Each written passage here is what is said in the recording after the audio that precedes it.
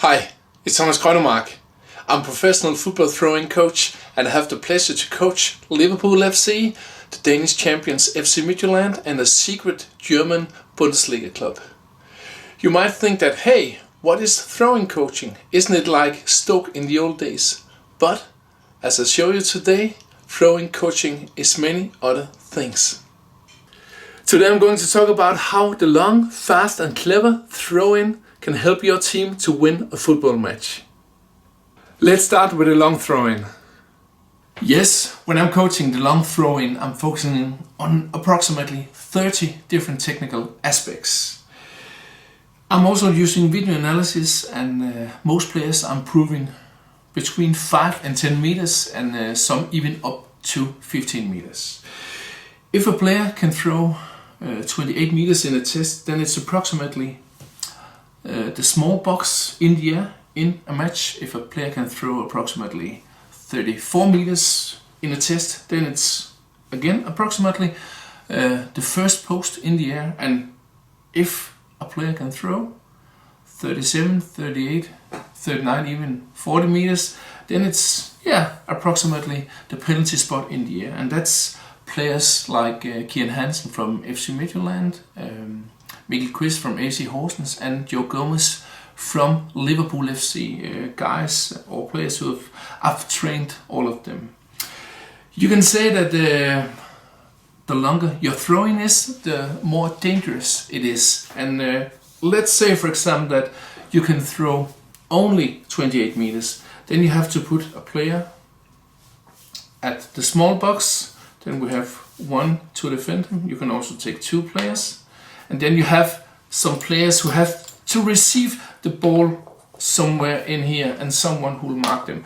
But then you can say that, the opponent know that it can only come to approximately here, and then it's a little bit easier to defend. But if you have some players who can throw these 35 meters or so, then you can move your receiving players up to here to make a flick on, and then you can have the other players somewhere in here, and we can use different tactics here. And sometimes we can even have a guy who's running here and heading in directly into the goal.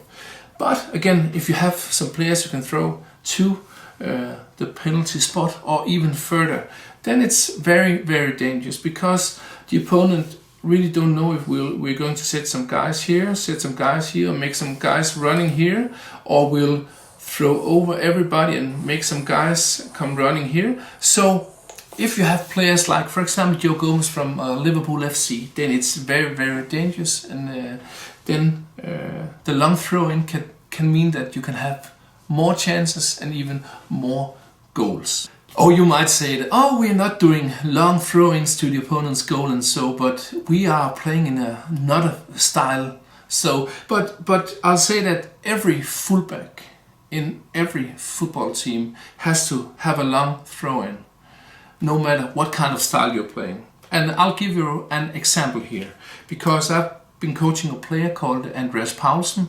He been playing for FC Midtjylland, and this summer he's been sold to Borussia Mönchengladbach in the German Bundesliga.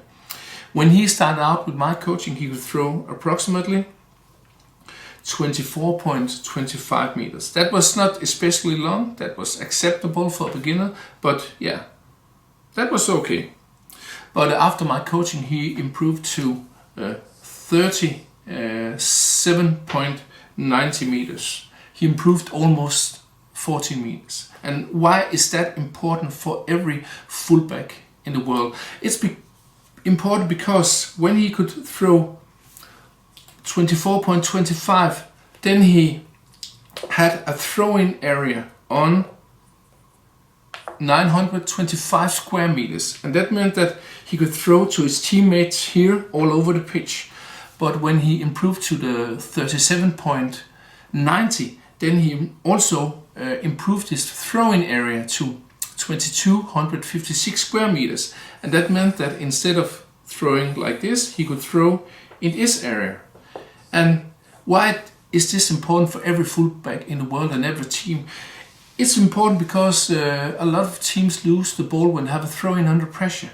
And the greater throwing area you have, the greater chance is there for keeping possession. So again, no matter if you're not doing any long throw-ins to the opponent's goal, then it's important to have fullbacks who can throw as long as possible. Here is another advantage of the long throw-in. In Liverpool FC, we're not doing a lot of long throw-ins, even though Joe Gomez is one of the world's best at this discipline. But here is one advantage when you have a player who can make the long throw-in. Let's say that the opponent have a ball here. He's under pressure by our player here, and then normally in a lot of situations, this fullback would just normally give a throw-in. But if he knows that we have a guy who can make a very long throw-in, then he thinks, oh, I won't shoot it out for a throw-in. Then he has to take some risk. Otherwise, perhaps he'll take the chance here himself. Perhaps he'll make a risky pass here to the goalkeeper or something like that. So even though you're not actually doing your long throw-in, then it can really provoke something stupid from the opponent. And we would like to do that in a game. So the long throw-in can come in handy even though you're not doing it. Here comes the fast throw-in. When I'm coaching the fast throw-ins, I'm talking about two different things. First of all, if you're throwing it fast, then there is a greater chance of keeping position, because then your teammates aren't marked as well. But you can also throw it too fast and risking loss of possession. So I have a lot of different drills, not only for the thrower himself, but also for all the other players, how to move the correct way if you want to have it fast. The other thing about the fast throw-ins is the offside rule. You can't be offside on a throw-in, so that means that if you have a throw-in in the middle of the pitch, then perhaps the guy here can make a run, the guy here can make a run, or even perhaps this guy here. So if you're very smart and know how to do it, then you can use this fast throw-in to create a lot of dangerous counter-attack chances. Now it's time for the clever throw-ins. And now the clever throw-ins. Some coaches or players think, hey, do we have to do any throwing coaching? Yes, of course you have to do it. There are approximately 40 to 50 throw-ins in a game, and most teams lose the ball in more than 50% of the occasion when they have a throw-in under pressure. So it's very important for every team. What am I working with in the teams then with the clever throw-ins? First of all, I'm working a lot with the thrower here. First of all, he has to be able to make a precise throw-in. Most of the times you want to throw at the feet, and I see a lot of times that the ball has been thrown to the hip or to the head or to the chest or anywhere, and if you do that, then there's a great risk that you're losing the ball. Another thing that's very important is to create space between the players. A lot of times when I see a match in the Bundesliga, the Premier League, or even Champions League, players are just standing still. When I'm coaching the teams and the players, I'm working a lot with this. How can we create space between the players with the right movements? So I have a lot of drills who can help the players get the feeling of when should we move, where should we move, how long should we move, at which speed should we move. So if you want to be better in a football match, you have to work with your clever throw-ins.